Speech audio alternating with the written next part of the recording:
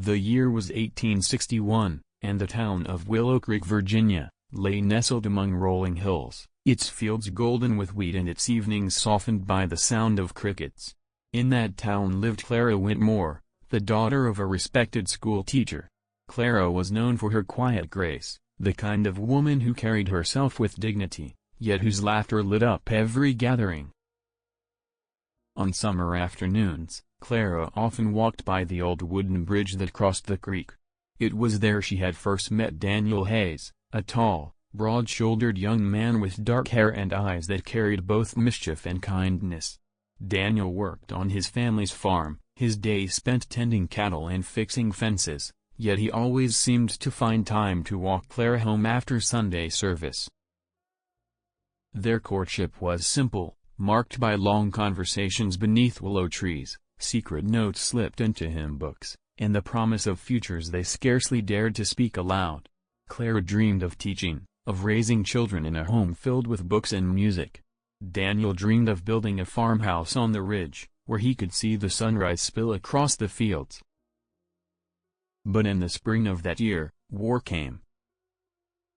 The nation fractured, torn between North and South, and Willow Creek found itself swept into the storm. Men whispered of duty, honor, and sacrifice. Neighbors argued on porches, brothers quarreled at supper tables. The war was not a faraway rumor, it was a shadow falling across every home. Daniel, like many young men, felt the call. Though his heart longed to stay by Clary's side, he could not ignore the tide sweeping through the south. "It will be quick," he promised one evening as they stood by the bridge, fireflies glowing around them. "They say it will be over in a matter of months." Clara clutched his hand, her heart twisting. "Don't make promises you can't keep, Daniel Hayes. Promise me only this, that you'll come back." Daniel leaned closer, his forehead brushing hers. "I'll come back," he whispered. "No matter what it takes." That night, Clara pressed into his hand a small locket, a golden oval that had belonged to her mother. Inside was a lock of her hair, tied with a white ribbon. Daniel swore he would carry it always. Days later, he was gone, marched away with the other young men of Willow Creek, their gray uniforms sharp in the morning sun, leaving behind families who waved through tears. And Clara? She began her vigil. She wrote him letters every week, pouring her heart into every word, even when months passed without reply.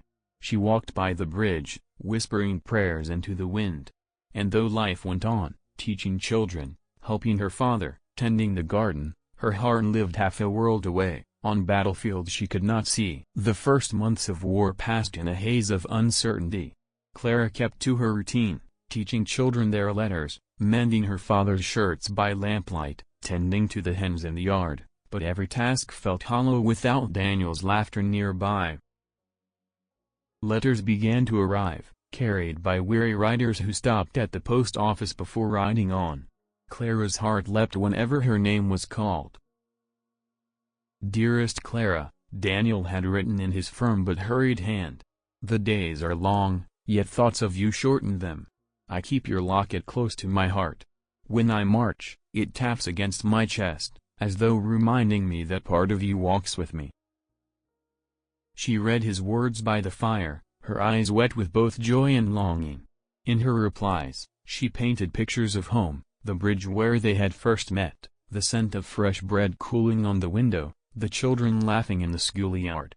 She wanted him to feel the life he was missing, to remember what waited when the war ended. But war was not kind.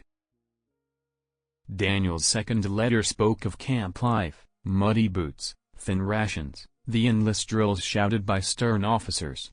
By the third, the tone had shifted. He wrote of smoke, the roar of cannon fire, the earth shaking beneath his feet. He described comrades falling beside him, men who had spoken of wives and sweethearts only hours before.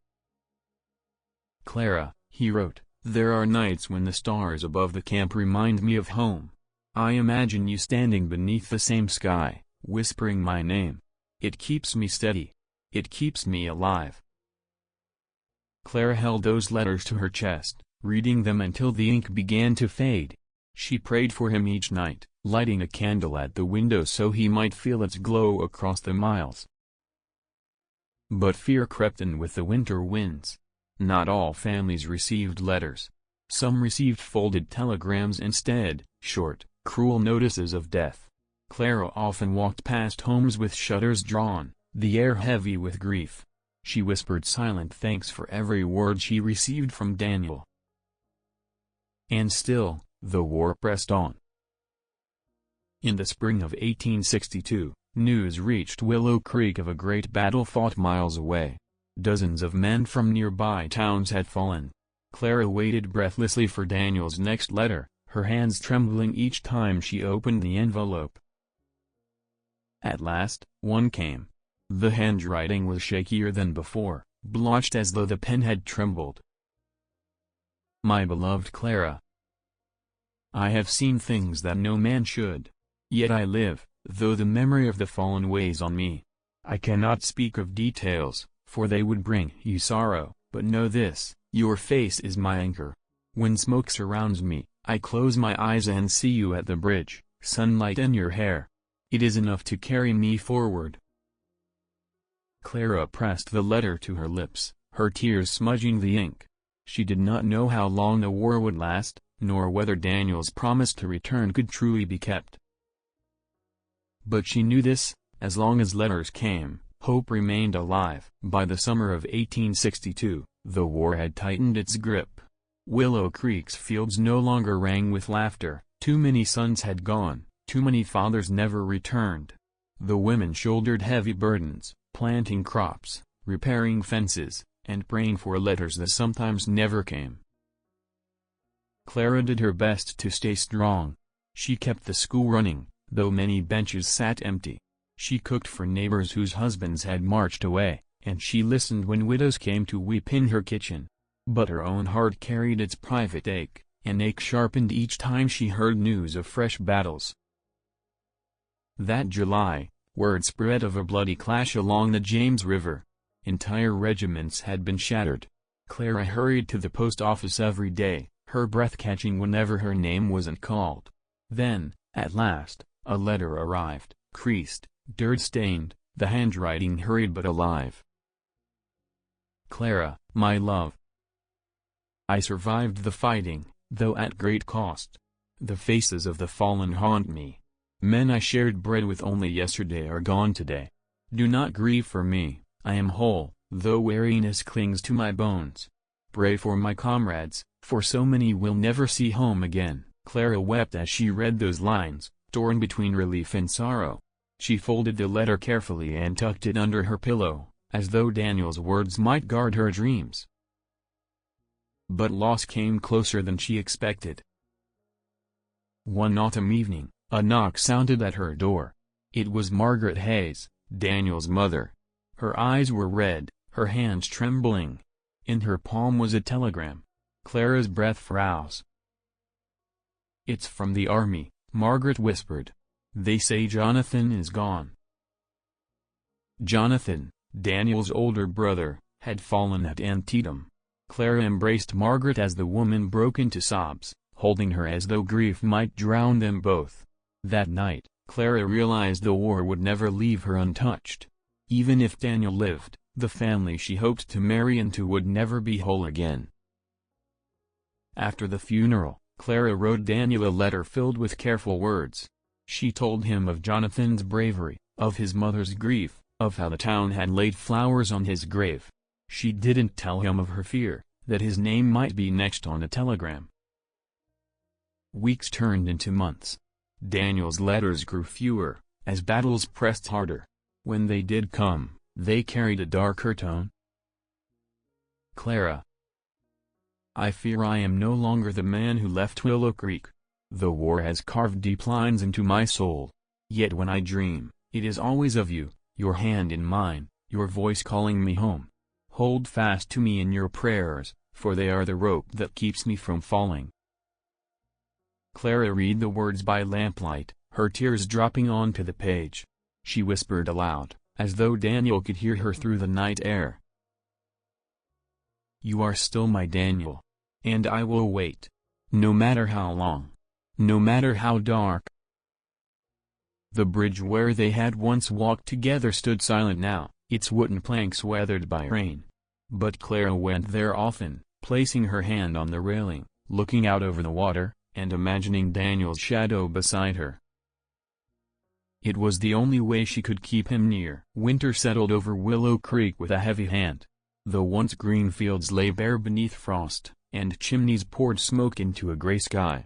Clara kept her candle burning each night, the same ritual she had begun since Daniel left, but the weeks grew quieter. No new letters arrived. At first, she tried to be patient. The post was often delayed, battles made roads impassable. Any day now, she told herself, smoothing her skirts as she walked to the post office. But each time the clerk shook his head, her heart fell a little deeper into shadow. By January, it had been 2 full months since Daniel's last letter. Neighbors whispered kindly when she passed. "The post is slow," they said. "He'll write soon." But in their eyes she read the truth they feared to speak, that sometimes letters stopped for good. Clara refused to believe it. Each night she knelt by her bed, clutching the locket he carried. "Bring him back," she prayed. "Let him live, even if scarred. Just bring him back." The silence, however, pressed heavier with every dawn. In February, a messenger rode into town, weary and mud-stained. He carried a bundle of letters gathered from the front. Clara rushed forward, her pulse quickening, but when the names were read, Daniel's was not among them. Her knees nearly gave way. That night, she wandered to the old bridge. The creek below ran sluggish with ice, its surface glinting in the moonlight. She gripped the railing, her breath clouding in the cold air. For the first time since he left, doubt whispered in her heart, what if he will never walk this bridge again? Yet even in her grief, she clung to the promise he had made. "I'll come back, no matter what it takes." His voice echoed in her memory, strong and certain. Clara pressed her hand to her chest and whispered, "I believe you, Daniel. I have to." Still, as March came, she felt herself thinning beneath the weight of waiting. She taught her students with a smile, but when the schoolhouse emptied, she sat alone at her desk, staring at the door as though he might walk through it. One evening, while returning home, she passed Margaret Hayes's farmhouse. The windows were dark, the family diminished since Jonathan's death. Margaret called her in, offering tea. Clara sat by the fire, listening as the older woman spoke of Daniel as a boy, how he had once carved wooden soldiers and marched them across the floor. "He was always stubborn," Margaret said, a faint smile trembling on her lips. "If any man can find his way back, it will be Daniel." Clara carried those words like a torch through the darkness of waiting. Yet the silence stretched on, and her heart grew weary. She had no way of knowing that far away, in the chaos of battlefields and hospitals, Daniel Hayes was fighting not only for his country but for the chance to keep his promise to her. The silence ended in the spring of 1863, though not in the way Clara had prayed for. It was a Sunday morning when a rider clattered into Willow Creek, his satchel bulging with folded papers. A small crowd gathered at the post office as names were called. Clara stood at the edge, her hands clasped so tightly her knuckles whitened. At last, she heard it, Miss Clara Witmore. The letter was not Daniel's hand. The script was uneven, as though written in haste, and the paper bore the stains of dirt and blood. Clara's breath caught as she unfolded it. "Miss Witmore. I write on behalf of your intended, Daniel Hayes. He was struck during the last engagement and now lies in a field hospital. Though his wounds are grave, he breathes still. He clutched at his locket and whispered your name before sleep took him. Know that he is in the care of our surgeons, and that we will do all we can." The letter was unsigned, save for the initials J.T., likely a fellow soldier. Clara's vision blurred with tears. Relief and terror warred in her chest. He was alive, yet hurt. Alive, yet far away. That evening, She sat by the fire with her father, the letter trembling in her hands. "I should go to him," she whispered. Her father's face softened. "Child, the front is no place for you. All we can do is pray." But prayer no longer felt enough. Clara began to write letters daily, knowing Daniel might not receive them but needing to send them all the same. She filled page after page with words of love and strength. "Daniel, you are stronger than this war. You are more than a soldier, you are my heart, my home. Hold on for me. Do not let the darkness take you." Weeks passed before another message arrived, this one in Daniel's own hand, though shaky and uneven. "My beloved Clara, I cannot write much. My arm pains me, and the fever comes and goes. Yet I live. I live because of you. When I thought the end was near, I pressed your locket to my lips and remembered the bridge, the way the sunlight danced in your hair. That memory carried me back. If I have strength left, it is yours." Clara pressed the letter to her lips, her tears falling freely. She whispered into the night, "I am here, Daniel. Always here." For the first time in many months, she allowed herself to hope. Still, hope was fragile.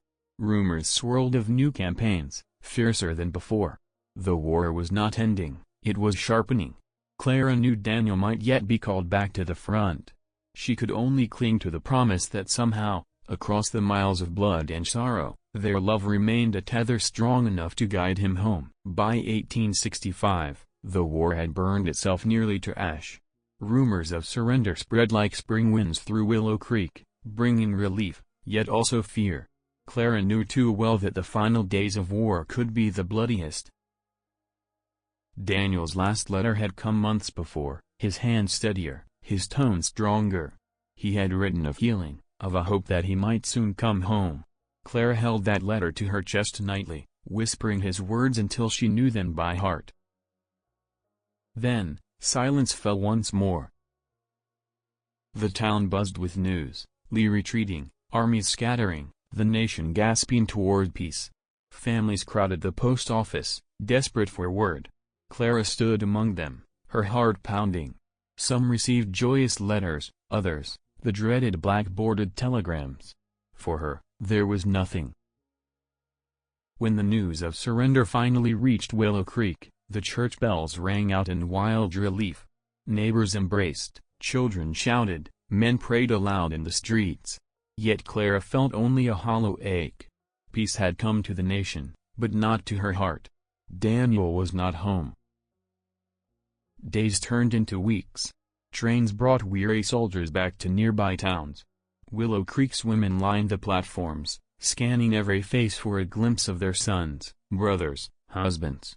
Clara joined them, her eyes searching desperately for Daniel's tall frame, his dark hair. But each time, she returned home alone. Whispers began to circulate. Perhaps he had been moved to a distant hospital. Perhaps he had been taken prisoner. Perhaps, Clara silenced the thought before it could take root. She refused to mourn a man without proof of his death. One evening, she walked to the bridge, the place where it had all begun. The creek shimmered in the twilight, unchanged despite the years of war. Clara leaned against the railing, her tears finally spilling free. "Where are you, Daniel?" she whispered into the wind. "You promised me. You promised." It was Margaret Hayes who brought the first flicker of news. A neighbor passing through Richmond had seen Daniel's name on a list, men wounded and recovering slowly. No one could say for certain where he had gone after, only that he had survived. Clara's heart leapt and faltered in the same beat. Alive, but lost. Saved, but far away. From that moment, she resolved to search. She rode to hospitals in Richmond, in Petersburg, in towns she had never seen. She begged passing travelers for word, combed through newspapers for lists of names. Each time she found nothing, but she would not stop. The war might have ended for the nation, but for Clara Witmore, It was not over until Daniel Hayes came home. The summer of 1865 brought heat and heavy rains to Willow Creek. Crops pushed up through damp soil, the land slowly healing from years of neglect. Yet Clara's heart remained restless, caught between hope and despair. Then, on an evening in late July, a knock came at the door. Clara rose from her chair, her hands trembling. When she opened the door, her breath caught. Daniel Hayes stood before her. At first she hardly recognized him. His shoulders, once broad and straight, were stooped with exhaustion. His face was gaunt, marked by scars and the weary lines of a man who had seen too much. One arm hung stiffly at his side, bound in a sling. Yet his eyes, those dark, familiar eyes, still carried the warmth she had clung to for 4 long years. "Clara," he whispered, his voice rough, as though the very sound of her name was a prayer. She pressed a hand to her mouth, tears spilling freely. For a moment she could not move, could not breathe. Then she rushed forward, wrapping her arms around him, clinging as though she would never let go again. He staggered slightly, his good arm tightening around her. "I told you," he murmured into her hair. "I told you I'd come back." They stood on the threshold for a long time, their tears mingling with the summer rain. When at last they moved inside, Clara guided him to the fire. She studied his face, memorizing the changes and the sameness alike. "You're hurt," she whispered. "Not as badly as some," Daniel replied. His voice was quiet, haunted. "The doctors say my arm may never be what it was. But I lived, Clara. I lived because I had something to live for." She reached for his hand, entwining her fingers with his. "You have me. Always." For days, the town buzzed with his return. Neighbors came to greet him, offering food, handshakes, tears of relief. But when the house quieted, Clara saw the shadows in his eyes. He woke often in the night, gasping for breath, his body trembling with memories he could not banish. One evening, he confessed, "I fear I am broken, Clara. I am not the man who left you at this bridge." Clara took his face in her hands, her gaze steady. "War may have changed you, Daniel, but it did not take you from me. You are here. You are mine. And together, we will build something new." His eyes shone, though tears threatened to fall. "How did I deserve you?" "You don't need to deserve me," she said softly. "You only need to stay." And for the first time since he returned, Daniel smiled, not the weary, fleeting curve of his lips, but the true smile she remembered, the one that carried both hope and love. The days after Daniel's return were filled with both tenderness and trials. Willow Creek, like Daniel himself, bore the scars of war. Fences lay broken, fields overgrown with weeds, houses still patched with rough boards where cannon smoke had drifted too close. Life needed rebuilding, and so did hearts. Daniel struggled at first. His arm pained him whenever he tried to work the farm. The once simple tasks, lifting a plow, splitting wood, even buttoning a shirt, often left him frustrated. Clara would find him outside, jaw clenched, staring at his useless arm as though sheer will might restore it. One afternoon she approached him, carrying a basket of freshly baked bread. He was trying to mend a fence, the hammer slipping in his weakened grip. The wood rattled to the ground, and he cursed under his breath. "Daniel," Clara said gently, kneeling to pick up the boards, "it doesn't matter if you can't do everything you once did. What matters is that you're here." He looked at her, shame flickering in his eyes. "I don't want to be a burden." She reached for his hand, pressing it against her cheek. "You're not a burden. You're my heart. Let us rebuild together, piece by piece." Slowly, Daniel began to accept her words. He helped where he could, leaning on neighbors and family for what he could not do. And in the evenings, when the work was done, he and Clara walked by the bridge once more. The same place where promises had been made now became the place where healing began. They found laughter again in small things, the children in Clara's schoolhouse playing games in the yard, Margaret Hayes fussing over Daniel with soup and stern instructions, the way fireflies lit the fields at dusk. Yet shadows still lingered. At night, Daniel sometimes woke with a cry, his body slick with sweat. Clara would hold him, murmuring softly until his breathing calmed. In those moments he confessed his fears, the faces he could not forget, the guilt of surviving when so many had not. Clara listened, never judging, never turning away. She reminded him that survival was not shameful, it was a gift, one they had been given so they could build a life together. In time, Daniel began to believe her. By autumn, the farm grew strong again, the harvest plentiful despite the scars of war. And with each day, Clara saw more of the man she had fallen in love with, the humor in his smile, the warmth in his touch, the light slowly returning to his eyes. Their love, tested by years of distance and pain, was not broken. It was tempered, like iron in the fire, stronger than before. Spring returned to Willow Creek, painting the fields with shades of green and gold. Birds sang above the newly repaired fences, and the creek sparkled in the morning sun. It was a season of beginnings, and for Clara and Daniel, it marked a new chapter of their lives. Daniel had fully recovered enough to work the farm alongside his neighbors, though he remained mindful of his arm. The physical wounds of war were healing, but his heart had found a permanent anchor in Clara's love. Together, they planned a wedding, simple yet filled with joy, inviting the townspeople who had witnessed their years of waiting and endurance. On the morning of their wedding, Clara stood by the old wooden bridge, their sacred place, draped in a gown of soft white muslin. Daniel approached, his uniform replaced with a simple suit, yet his eyes carried the same intensity as the day they had first met. "You look beautiful," he whispered, his voice trembling. "And you look like the man who promised to come back," she replied, tears glistening in her eyes. The ceremony was held in the town chapel, sunlight pouring through stained glass, illuminating the faces of neighbors and friends. Vows were exchanged, words of devotion, of shared trials, of promises that had survived the cruelest test of all, time and war. Afterward, the celebration moved to the fields behind Clara's home. Tables were laden with bread, roasted meats, and sweet pies. Children ran through the tall grass, laughter mingling with the melodies of a small fiddler's band. Clara and Daniel danced together, their steps unsteady at first, then flowing as though no time had passed at all.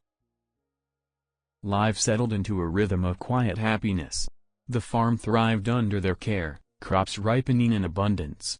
Clara returned to teaching, filling her days with the laughter and curiosity of her students, while Daniel tended the land, often pausing to walk with Clara by the bridge or sit together under the willow trees. Though shadows of the past sometimes lingered, Daniel's occasional nightmares, Clara's memories of the anxious waits, their love was resilient. Each morning, they woke grateful for the simple miracle of life together. Neighbors often remarked on the couple's closeness, how they seemed to share a language of glances and gentle touches, how their bond had been forged in adversity yet flourished in peace. The bridge, once a place of longing and whispered prayers, had become a symbol of triumph and enduring love, a reminder that even the fiercest storms could not wash away what was meant to survive. And as the sun set over the fields, Clara rested her head on Daniel's shoulder, whispering softly, "We made it. We really made it." Daniel kissed the top of her hair, murmuring, "Yes, we did. And I will never leave your side again." Years passed, and Willow Creek slowly healed from the scars of war. The fields grew greener each spring, and the small town carried on, quieter now, yet filled with stories of endurance and hope. Clara and Daniel had grown older together, their love deepened not by ease, but by the trials they had faced. They raised a family in the farmhouse on the ridge, a home built with their hands, their love, and the strength of survival. Children's laughter filled the halls, echoing off the walls where shadows of the past once lingered.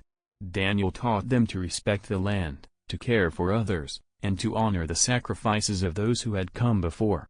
Clara filled their minds with knowledge and wonder, teaching them the letters of the alphabet, the poetry of Walt Whitman, and the beauty of simple acts of kindness.